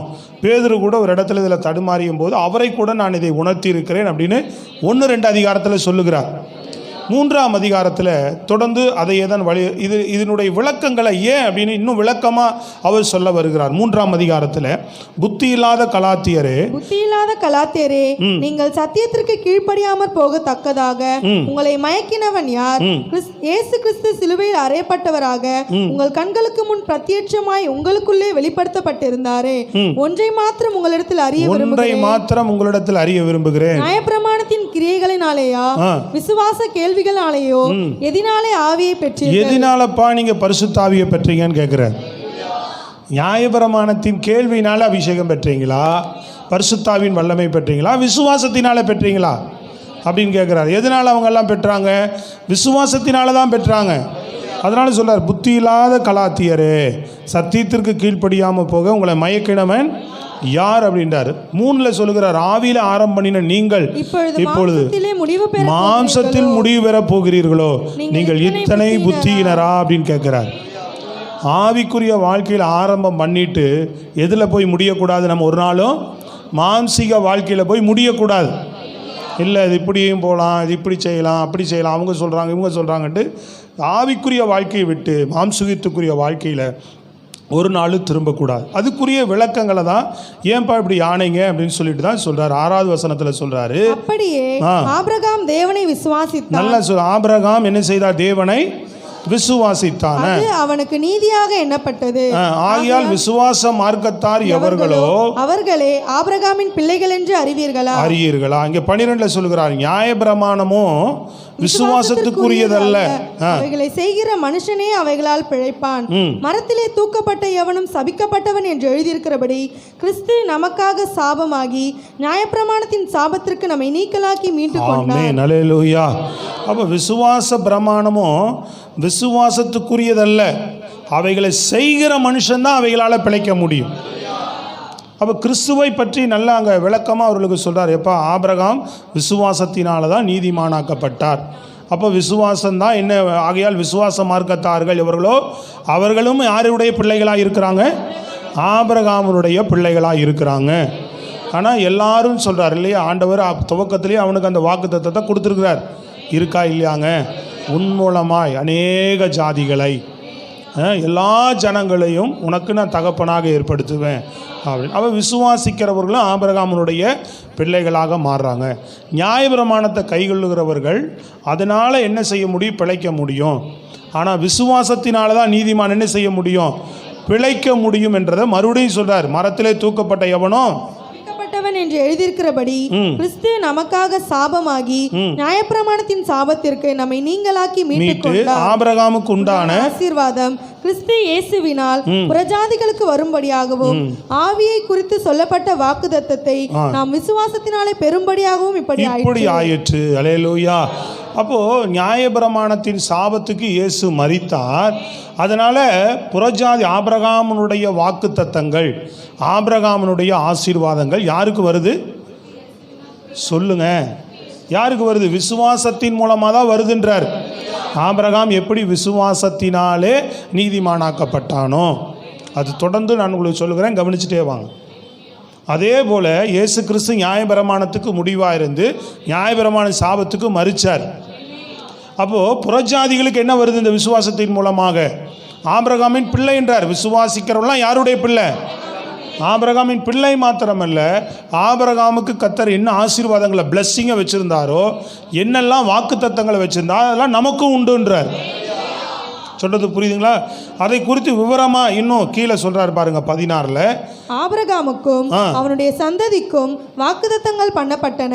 17 ஆதலால் நான் உங்களுக்கு சொல்லுகிறேன், ஆதலால் நான் சொல்லுகிறது என்னவெனில், கிறிஸ்துவை முன்னிட்டு தேவனால் முன் உறுதி பண்ணப்பட்ட உடன்படிக்கையை 430 வருஷத்துக்கு பின்பு உண்டான நியாயப்பிரமாணமானது தள்ளி வாக்குத்தத்தத்தை வியர்த்தமாக்க மாட்டாது. ஆமென், அல்லேலூயா. நான் சொல்றது உங்களுக்கு புரியுதுங்களா? அதாவது ஆபிரகாம் பின்பு எத்தனை வருஷம் கழித்து நியாயப்பிரமாணம் கொடுக்கப்பட்டது இஸ்ரவேலருக்கு? சொல்லுங்க, எத்தனை வருஷம் கழித்து கொடுக்கப்பட்டது? 430 ஆண்டுகள் கழித்து தான் அந்த நியாயப்பிரமாணம் அவர்களுக்கு கொடுக்கப்படுது. அவர்கள் சீனாய் வனாந்தரத்தில் வந்து மோசையின் மூலமாக இந்த நியாயப்பிரமாண சட்டம் அவர்களுக்கு எதுக்கு கொடுக்குறார் அப்படின்னா, நீங்கள் எப்படி நடக்கணும் திரும்ப திரும்ப பவுல் அதை வலியுறுத்துகிறார். கிறிஸ்து இந்த வாக்கு தத்தம், ஆபிரகாமுக்கு பண்ணின வாக்கு தத்தம் கிறிஸ்துவின் மூலமாக தான் வந்து நிறைவேறணுன்றார். அது வரைக்கும் இந்த பாவமானது மேற்கொள்ளாத அளவுக்கு இஸ்ரவேலர்களை இது அடக்கி ஆளும்படியாக நியாயபரமான சட்டத்துக்குள்ளே அவங்களை உட்படுத்துகிறார் தேவன். எது வெளிப்படும் வரைக்கும்? ஆபிரகாமுக்கு கொடுத்த வாக்கு தத்தம் வெளிப்படும் வரைக்கும். அந்த வாக்கு தத்தம் யார் அப்படின்னா கிறிஸ்துன்றார். மேலே சொல்றார், 16ல் சொல்றார், ஆபிரகாமுக்கும் அவனுடைய சந்ததிக்கும் வாக்குத்தத்தங்கள் பண்ணப்பட்டன. சந்ததிகளுக்கென்று அநேகரை குறித்து சொல்லாமல் உன் சந்ததிக்கு என்று ஒருவனை குறித்து சொல்லி இருக்கிறார். அந்த சந்ததி கிறிஸ்துவே. கிறிஸ்துவே, அல்லேலூயா. 18 அன்றியும் சுதந்திரமானது நியாயப்பிரமாணத்தினால் உண்டானால் அது வாக்குத்தத்தத்தினாலே உண்டாயிராது. தேவன் அதை ஆபிரகாமுக்கு வாக்குத்தத்தத்தினாலே அருளி செய்தார். வாக்குத்தத்தத்தினாலே அருள செய்தார். சொல்லுங்க, அல்லேலூயா. அப்போ நியாயப்பிரமாணத்தினாலே ஆபிரகாமுக்கு வாக்கு தத்தம் கொடுக்கல. இந்த நியாயப்பிரமாணத்தை கை கொள்ளு, உனக்கு இப்படிலாம் செய்வேன் ஆண்டவர் வாக்கு கொடுக்கல. அவனுக்கு வாக்கு கொடுக்கும்போது அவன் இது விசுவாசித்தான், அதை நீதியாக எண்ணினார். அந்த வாக்கு தத்தத்தின்படி அவன் சந்ததியை பெருக பண்ணிகிட்டே வருகிறார். இந்த வாக்கு தத்தம் எப்போ நிறைவேறுது முழு உலகத்துக்குள்ள அப்படின்னா கிறிஸ்து வரும் வரைக்கும். அதை என்ன செய்கிறார் ஆண்டவர்? இஸ்ரவேலர் அவனுடைய சன்னதியை அது வரைக்கும் நியாயபரமான சட்டத்துக்குள்ளே போடுறார். எது வெளிப்படும் வரைக்கும்? இந்த வாக்கு தத்தம் பண்ணப்பட்டவர் வெளிப்படும் வர வரைக்கும். இந்த வாக்கு தத்தம் பண்ணப்பட்ட மேசியா கிறிஸ்து வெளிப்பட்ட பின்பு என்ன நிறைவேறுகிறது? தேவனுடைய ஆபிரகாம் கொடுத்த அந்த வாக்கு தத்தம், அவருடைய தீர்மானம், அவருடைய திட்டம், அதில் தான் முழு குறித்துள்ளே நிறைவேறுது. அப்போ இந்த திட்டத்தினால தான், இந்த அடிப்படைக்குள்ளே தான் ஆபிரகாமை தெரிந்து அவன் சந்ததியை வழி நடத்துகிறார். அவர்களுக்கு அதை குறித்து விளக்கங்களும் நியாயப்பிரமாணத்திலே கொடுத்திருக்கிறார், தீர்க்கதரிசிகள் மூலமாகவும் கொடுத்திருக்கிறார். ஆனால் அவர்கள் அதை விட்டுட்டு எதை பிடிச்சுக்கிறாங்க அப்படின்னா, அந்த நியாயப்பிரமாணத்தையும் பாரம்பரியங்களை மாத்திரம் பிடித்து கொள்கிறார்கள். கிறிஸ்து வரும் அளவும் அப்படின்னு இருந்ததை அவர்கள் ஏற்றுக்கொள்ளவில்லை. அவர்கள் கிறிஸ்துவை எப்படி பார்த்தாங்கன்னா, சரீரப்பிரகாரமாக ஒரு ராஜாவாக பார்க்குறாங்க. ராயனை தள்ளி இந்த ரோமர் ஆட்சியில் அவங்களெல்லாம் தள்ளி நம்மளை என்ன செய்வார்? இவர் ராஜாவாக வருவார். அப்படி தான் அவங்க வேறு விதமாக எதிர்பார்த்தாங்க. இன்றைக்கும் அப்படி தான் எதிர்பார்க்கிறார்கள். அதை ஆவிக்குரிய பிரகாரமாக அவங்க பார்க்கல. தேவனே அந்த வாக்குத்தத்தம் பண்ணப்பட்டவர், அவரே அவர்னு சொல்லப்பட்டிருக்கும். அதெல்லாம் அவரை குறித்து சொல்லும் போதெல்லாம் அவர்னே சொல்லப்பட்டிருக்கும். அதனால தான் ஆண்டவர் இயேசு கிறிஸ்து சொல்லும்போது ஆபிரகாமும் என்னாலே காண ஆசையாக இருந்தான்றார். ஈசாக்கை பலி செலுத்து போகும்போதெல்லாம் தேவன் அவனுக்கு அதை குறித்து தெளிவாக வெளிப்படுத்தி இருக்கிறார்.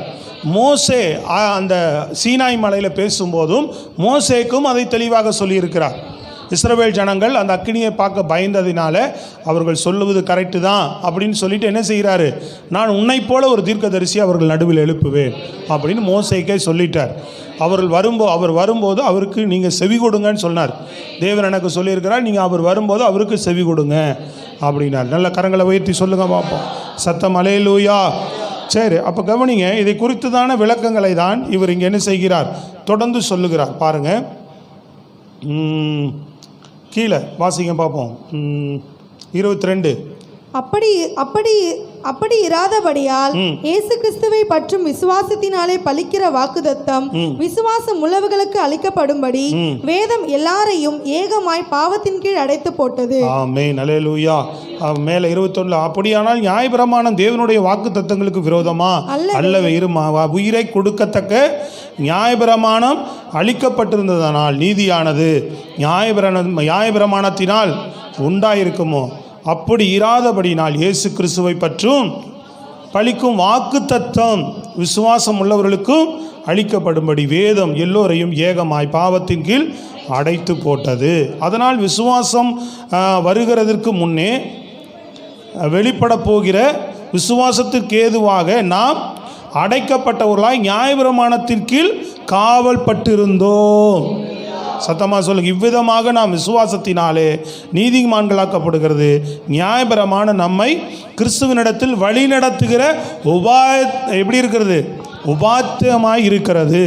விசுவாசம் வந்த பின்பு நாம் உபாத்தியத்திற்கு கீழானவர்கள் அல்ல. சத்தமாக சொல்லுங்க, அல்லேலூயா. இதற்கு இனிமேல் நாம் என்னானவர்கள் இல்லை. இதுக்கு இந்த நியாயப்பிரமாணத்துக்கு இது வழி நடத்துகிற ஒரு உபாத்தியம்ன்றார்.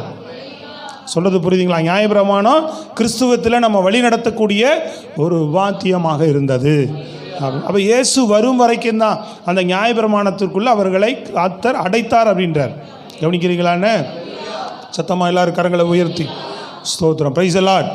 ஆமாம், அது அந்த விஷயங்களை நீங்கள் புரிந்து கொள்ள வேண்டும். அல்லேலூயா. அப்போ அந்த கிறிஸ்து, அந்த மேசி, அதெல்லாம் பவுல் ஏன்னா நீங்கள் இது வாசிக்கும்போது என்ன சொல்கிறாரு என்னன்னு ஒன்றும் புரியாமல் நீங்கள் பாட்டுக்கு என்ன செய்யக்கூடாது, இதையும் நாம் அறிந்து கொள்ள வேண்டும்.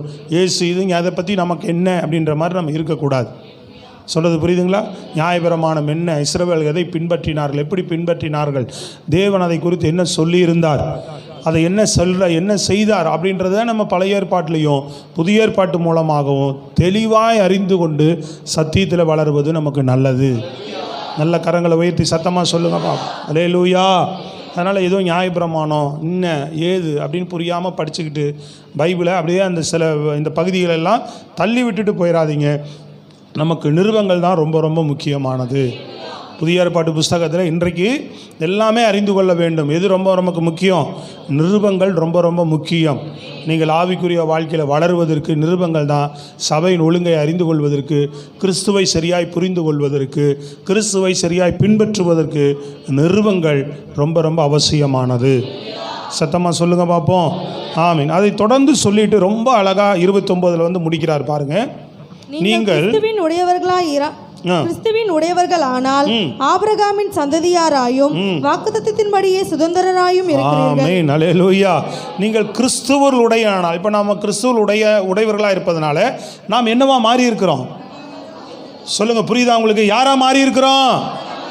நீங்கள் எனக்கு புரியல அப்படின்ற மாதிரி சில பேர் உட்காந்திங்கன்னா புரியாமல் தான் போயிடும். என்னன்னு கொஞ்சம் கூர்ந்து கவனிக்க ஆரம்பிச்சிங்கன்னா கூட ஆவியானவர் கண்டிப்பாக உங்களுக்கு விளங்க வைப்பார். ஸ்தோத்திரம், அல்லேலூயா. பின்னாடிக்கிறவங்களாம் கவனிக்கிறீங்களாம்மா? சரி, இங்கே என்ன சொல்ல வரார் அப்படின்னா, நாம் கிறிஸ்துவில் உடையவர்களாக இருப்பதனால நாம் என்னவாக இருக்கிறோம்? ஆபிரகாமின் முதல்ல என்ன சொல்கிறாரு? ஆபிரகாமினுடைய பிள்ளை.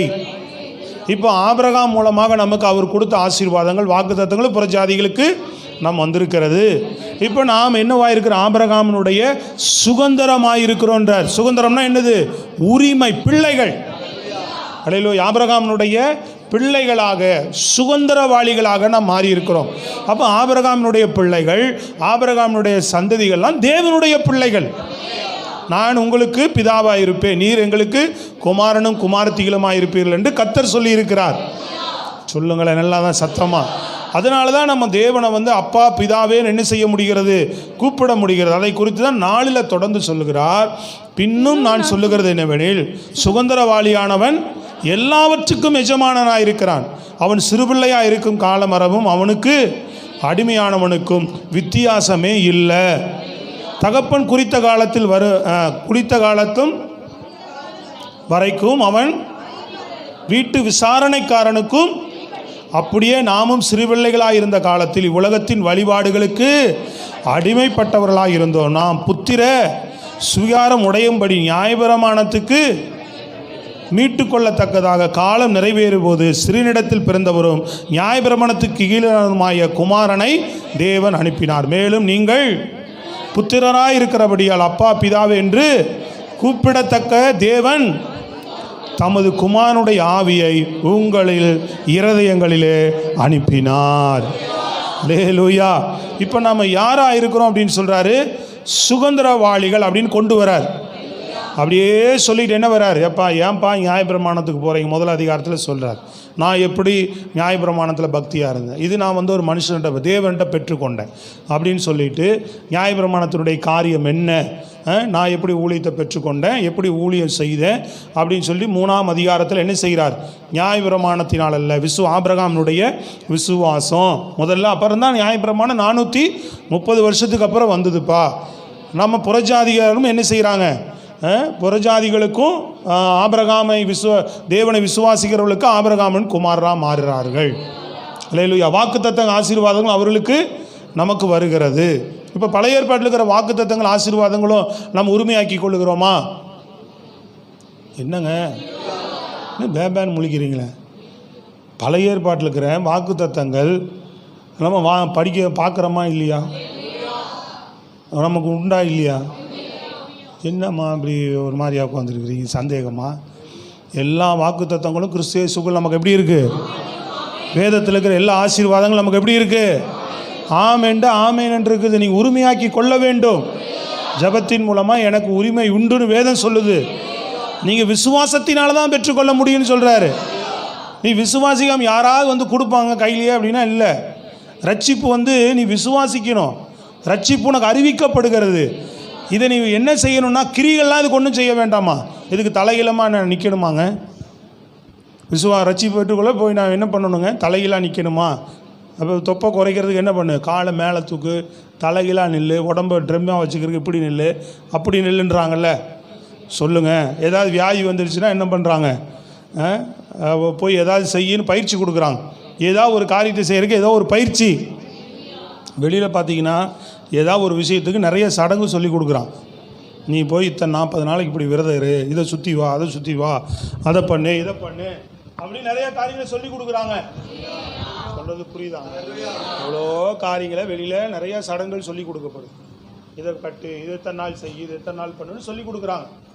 ஆனால் ரட்சிப்புக்கு இயேசுவை நீ இயேசுவும் தெய்வமாக நீ அவருடைய பிள்ளையாக மாறுறதுக்கு என்ன தெரியுங்களா? சுவிசேஷம் அறிவிக்கப்படும் போது உன் இருதயத்தில் விசுவாசித்து நான் வாயினால் அறிக்கையிட்டால் போதும். வேறு ஒன்றுமே செய்ய தேவையில்லை. பணமும் கொடுக்க தேவையில்லை. இலவசமாக கிடைக்கிற கிருபை. அதனால தான் ஒரு பாஸ்டர் அழகாக சொல்லுவார், கிருபை இலவசமானது ஆனால் மலிவானது அல்ல அப்படிம்பார். கிருபை இலவசமாக கிடைக்கிறதெல்லாம் மலிவாக நம்ம பார்த்துருவோம். இலவசனால அது மேலே மதிப்பு இருக்காது. ஆனால் இலவசமானதான், ஆனால் இது மலிவானதல்ல அப்படின்னு சொல்லுவார். நல்லா சொல்கிறது சத்தமாக சொல்லுங்கள் பாப்பா. கிருபை இலவசமாய் கிடைக்கக்கூடியது. விசுவாசித்த இயேசு சொன்னாங்க, நான் விசுவாசிக்கிறேன், ரட்சிப்பு எனக்கு கிடைச்சிருக்கு, நான் தேவனுடைய பிள்ளை, அவனுடைய குமாரன், அவருடைய குமாரத்தி, அவருடைய வாக்குத்தத்தங்கள் ஆசீர்வாதங்கள் நீ விசுவாசித்து பெற்றுக்கொள்ள வேண்டும். இதை எடுத்துக்கொள்ளணும். இதில் இருக்கிற வாக்குத்தத்தம், ஆசீர்வாதம், வெற்றியுள்ள வாழ்க்கை, ஜெயமுள்ள வாழ்க்கை, கனி நிறைந்த வாழ்க்கை எப்படி? நீ விசுவாசித்து அறிக்கையிட்டு ஜெபம் பண்ணி நீ எல்லாத்தையும் உரிமையாக்கணும். நீயே சொல்லுங்க நல்ல சத்தமா. சும்மா அப்படியே உட்காந்துருந்தா நீ எதுவும் பெற்றுக்கொள்ள முடியாது. Price the Lord. சரி, அதனுடைய விளக்கங்களை நாம் சுதந்திரவாளின்ற விளக்கங்களை அங்கே சொல்லுகிறார். நான் ஒரு 5 நிமிடத்தில் முடிக்க விரும்புகிறேன். வேகமாய் 19 சொல்லுகிறார், வாசிங்க. என் சிறு பிள்ளைகளே, கிறிஸ்து உங்களிடத்தில் உருவாகும் அளவும் உங்களுக்காக மறுபடியும் கர்ப்பவேதனை படுகிறேன். உங்களை குறித்து நான் சந்தேகப்படுகிறபடியினால் நான் இப்பொழுது உங்களிடத்தில் வந்திருந்து வேறு வகையாய் பேச விரும்புகிறேன். நியாயப்பிரமாணத்துக்கு கீழ்ப்பட்டிருக்க விரும்புகிற நீங்கள் நியாயப்பிரமாணம் சொல்லுகிறதை கேட்கவில்லையா? இதை எனக்கு சொல்லுங்கள். ஆபிரகாமுக்கு 2 குமாரர் இருந்தார்கள் என்று எழுதியிருக்கிறது. ஒருவன் அடிமையானவளிடத்தில் பிறந்தவன், ஒருவன் சுயாதீனம் உள்ளவளிடத்தில் பிறந்தவன். இங்கே அருமையான ஒரு விளக்கம் சொல்லுகிறார். உங்களுக்கு ஏறக்குறைய தெரியும், முழுவதும் படிக்கிறதுக்கு நேரம் இல்லை. சோத்திர சத்தமாக சொல்லுங்கள். ஆபிரகாம் இங்கே ஒரு விளக்கம் சொல்ல வர்றார். அவர் சுதந்திரவாளினா என்ன அப்படின்னு. அதில் உன்னிடத்தில் பிறப்பது தான், உன்னிடத்தில் கற்ப பிறப்புனால தான் நான் என்ன செய்வேன், உன் சந்ததியை ஆசீர்வதிப்பேன். அவன் தான் வாக்கு தத்தம் பண்ணப்பட்டவன். அப்படின்னு புரிஞ்சுக்கிறீங்களா நீங்கள்? அப்போ ஈசாக்கு தான் வாக்குத்தத்தம் பண்ணப்பட்டவர். சாராளிடத்தில் ஏற்ற வேளையில் ஒரு குமாரன் பிறப்பான், அவனுக்கு ஈசாக் என்று பெயரிடுவாயாக அப்படின்னு ஆண்டவர் தெளிவாக சொல்லிட்டார். அவனுக்கு என்ன பேர் வைக்கணும் 5 அதிகாரத்தில் சொல்லிட்டாரு, ஈசாக் என்று. ஆனால் 16ஆம் அதிகாரத்தில் இவர் சாராள் பேச்சை கேட்டு ஆகார திருமணம் பண்ணி இஸ்மவேலை பெற்றெடுத்துட்டார். அல்லேலூயா. இவன் வாக்குத்தத்தம் பண்ணப்பட்டவன் அல்ல. இவங்க சுயமாக மாம்சீகத்தில் இவங்க தேவனை வாக்குத்தத்தத்தை விசுவாசிக்காமல் பெற்றெடுத்துட்டாங்க. தேவன் கிட்டத்தட்ட 13 வருஷம் ஆபிரகாமோட பேசவே இல்லை. அதற்கு பின்பு 17 ஆண்டுகள் பேசலை. அதுக்கப்புறம் ஆண்டவர் எனக்கு முன்பு நடந்து கொண்டு உத்தமனாயிருந்து 17ஆம் அதிகாரத்தில் தான் அவனோடு பேச ஆரம்பிக்கிறார். என்ன அப்படின்னா, உன்னிடத்திலிருந்து பிறப்பும் ஒரு குமாரன் பிறப்பான் அப்படின்னு சொல்லிக்கிட்டே சாராள் ஏற்ற வேளையில் கற்பந்தரித்து பிள்ளை. அப்போ தான் அவன் முழிக்கிறான், என்னது அப்படின்னு சொல்லிட்டு. அல்லேலூயா. எப்படி அப்படிங்கும்போது தான் அவளுக்கிட்டத்தில் தான் பிள்ளை பிறக்கும், அவளுக்கு ஈசாக் என்று பெயரிடுவாயாக. அப்போ உன்னுடைய கற்ப பிறப்பானவன் வாக்குத்தத்தம் பண்ணப்பட்டவன் ஈசாக்கு தான் அப்படின்றார். அவன் தான் சுதந்திரவாளின்னு சொல்கிறார். அப்போ இவங்க என்ன செய்கிறாங்க, இஸ்மவேலு ஈசாக்கு பிறந்த உடனே என்ன பண்ணிட்டாங்க, மாம்சீகத்தில் பிறந்த இஸ்மவேலை புறந்தள்ளிட்டாங்க. யாரை மட்டும் ஆண்டவர் நிலைநிறுத்தினார்? ஈசாக்கு தான் நிலைநிறுத்தினார். அவன் தான் சுதந்திரவாளின்னு சொல்கிறார். அப்போ யார் சுதந்திரவாளி? வாக்குத்தத்தம் பண்ணப்பட்டவர்கள் தான். விசுவாசத்தினால் வாக்குத்தத்தம் எப்படி அதை விசுவாசித்து பெற்றுக்கொண்டான். அப்போ நாமளும் எதுக்கு உட்பட்டுருக்கிறோம்? நியாயப்பிரமாணத்துக்கு உட்பட்டு இல்லைப்பா அப்படின்றார். ஹலோ, புரிஞ்சுதான் உங்களுக்கு? நியாயப்பிரமாணத்துக்கு உட்பட்டு இல்லை, வாக்குத்தத்தம் பண்ணப்பட்டு அதன் மூலமாக பிறந்த ஈசாக்கின் மூலமாக தான் இஸ்ரவேல் சந்ததி இருக்குது. அல்லேலூயா. அந்த சந்ததி கிறிஸ்துன்றாரு. அதிலிருந்து தான் என்ன செய்கிறார்? வாக்குத்தத்தம் பண்ணப்பட்ட கிறிஸ்து அதில் என்ன செய்கிறாரு? அதில் பிறக்கிறார் அவர் மூலம். அந்த கிறிஸ்து அவரை நம்ம புறஜாதிகளுக்கும் என்ன செய்கிறார்? ஆபிரகாமின் மூலமாக கிறிஸ்துவை கொண்டு புறஜாதிகளையும் ரட்சிக்க தேவன் ஆயத்தமுள்ளவராயிருந்தார். இப்போ இதை நமக்கு எதன் மூலமாக கிடைக்குது? நாம் புறஜாதிகள் நியாயப்பிரமாணத்தின் மூலமாக நமக்கு கிடைக்காது. கிறிஸ்துவை மரித்தோரிலிருந்து எழுப்பினார் என் தேவன், என் பாவத்துக்காக மரித்தார். நீ விசுவாசிக்கும் போது தான் அந்த பிள்ளை, அந்த சுதந்திரவாளி, அந்த வாக்குத்தத்தங்கள், அந்த ஆசீர்வாதங்கள் உனக்கு கிடைக்குது. நியாயப்பிரமாணத்தினால இல்லைப்பா, விசுவாசத்தினால கிரியை செய்து இனி நீ கிறிஸ்து இயேசுவின் உபதேசத்துக்கு உட்பட்டுன்றார். சொல்கிறது புரியுதுங்களா? நான் ஏன் இவ்வளோ விளக்கமாக உங்களுக்கு சொல்கிறேன்னா, நீங்கள் பைபிள் படிக்கும்போது தயவு செய்து இது வரைக்கும் புரியாதவர்கள் புரிந்து கொள்வதற்கு இது ஒரு ஏதுவாக மாறும். உங்களுக்கு தைசலால் புரிந்தவர்களுக்கு விளங்கும், எல்லாருக்கும் புரியாது. அதனால் நீங்கள் தொடர்ந்து ஜெபத்தோடு கூட வேதங்களை வாசிக்கும்போது இந்த சத்தியங்களை தெளிவாக நீங்கள் கொஞ்சம் அறிந்து கொள்ள வேண்டும். நல்ல கரங்களை வைத்து சொல்லுங்கள் பார்ப்போம். புரியுதுங்களா உங்களுக்கு? புரிஞ்சுதா இல்லையா?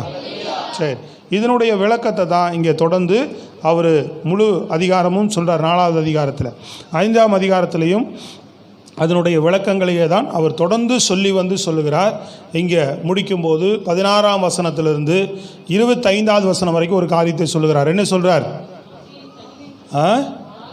ஆவியின் கனியை குறித்து சொல்லுகிறார். மாம்சத்தின் கிரிகள் எப்படி இருக்கு? நான் 16 வாசிங்க.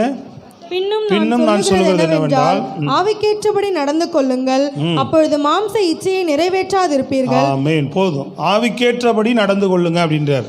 அப்படின்னு சொல்லிட்டு கடைசியாக முடிக்கும் போது சொல்லுகிறார் 24 கிறிஸ்துவனுடையவர்கள் தங்கள் மாம்சத்தையும் அதன் ஆசை இச்சைகளையும் சிலுவையிலே அறைந்திருக்கிறார்கள்.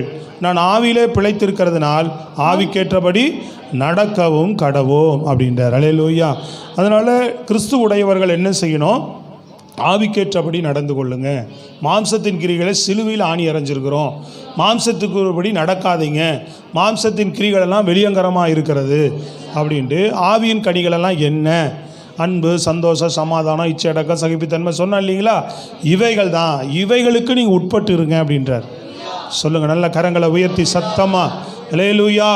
மறுபடியும் மாம்சத்துக்கு திரும்பி விருத்த சேதனம், நியாயப்பிரமாணம், பாரம்பரியம். இப்போ நம்ம புறஜாலின்னு செய்யக்கூடாது. பாரம்பரியத்தையும் நியாயப்பிரமாண சட்டத்திட்டங்களையும் கைகொள்ளுவதற்கு நம்ம முயற்சி செய்கிறவர்களாக இருக்கக்கூடாது. மாம்ச முயற்சி அற்ப பிரயோஜனமானது. சொல்லுங்கள் அல்லேலூயா. அதனால் நம்ம கிறிஸ்துவை பின்பற்றுகிற எல்லா காரியங்களுமே விசுவாசத்தின் அடிப்படையில் உள்ளது. விசுவாசத்தினால தான் ரட்சிக்கப்பட்டோம்.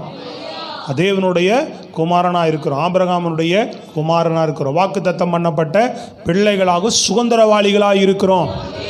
நம் அடிமையானவர்கள் அல்ல, தேவனுடைய சுதந்திர அப்பா பிதாவே என்று கூப்பிடக்கூடிய சுதந்திரம் கிறிஸ்து இயேசுவின் மூலமாய் உங்களுக்கு எனக்கு வந்திருக்கிறது.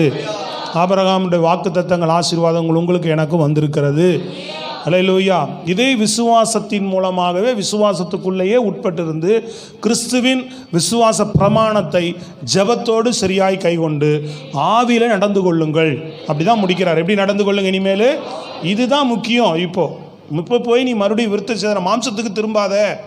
விருத்த சேதனம் பண்ணலாமா, நியாயப்பிரமாணத்தில் இருக்கிறலாம் இதெல்லாம் கைக்கொண்டு மாம்சத்துக்கு என்ன செய்யாத, நாளை கடைப்பிடிக்கணுமா, இதை செய்யணுமா, அதை செய்யணுமான்றத எல்லாத்தையும் எது எப்படி செய், எல்லாமே விசுவாசத்தின் அடிப்படையில் ஆவியானவர் நடத்துதலின்படி செய்கின்றார்.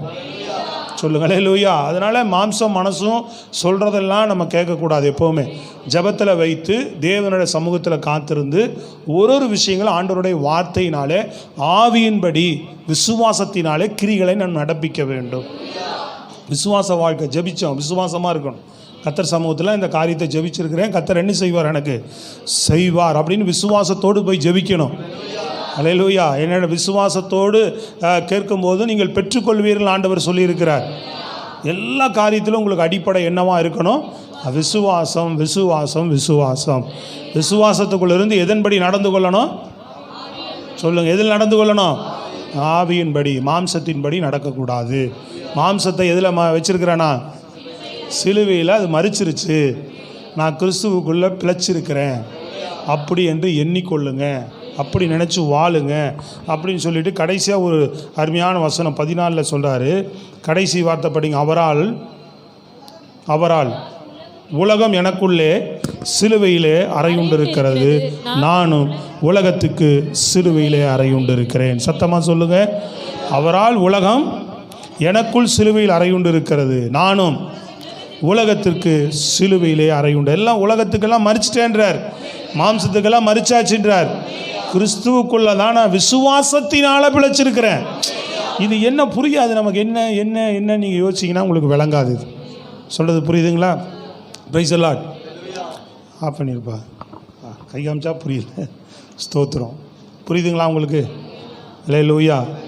எதில் நம்ம பிழைச்சிருக்கிறோம்?